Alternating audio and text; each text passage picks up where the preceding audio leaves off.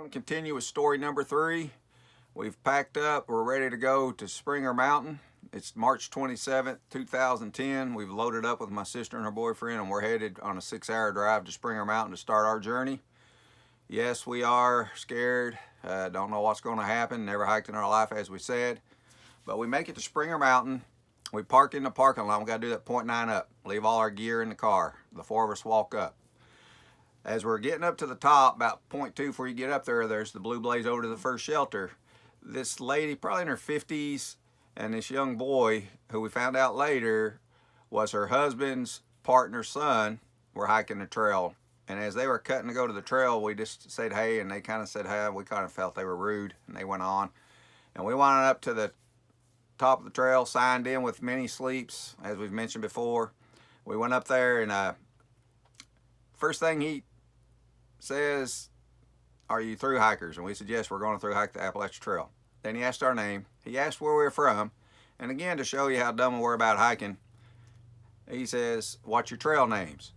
Well, I thought that if we didn't have trail names, he would tell us we're not allowed to hike the trail, because I thought that's how they keep up with all the hikers.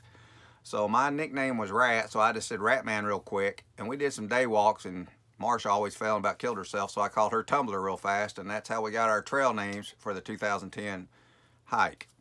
So we did all that, signed in.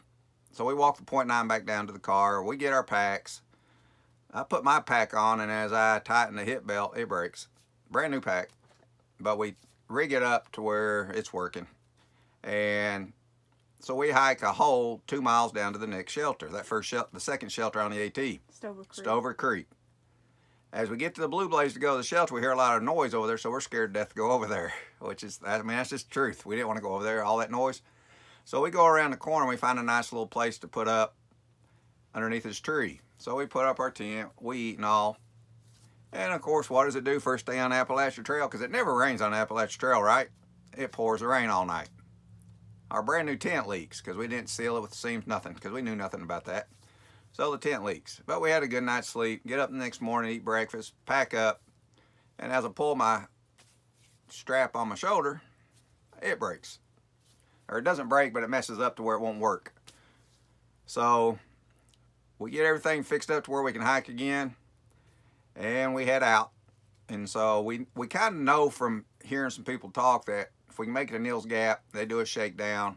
We didn't know that, and they could help me with my pack. So we figured an easy 27 more miles, and we can get everything adjusted and continue on to Katahdin.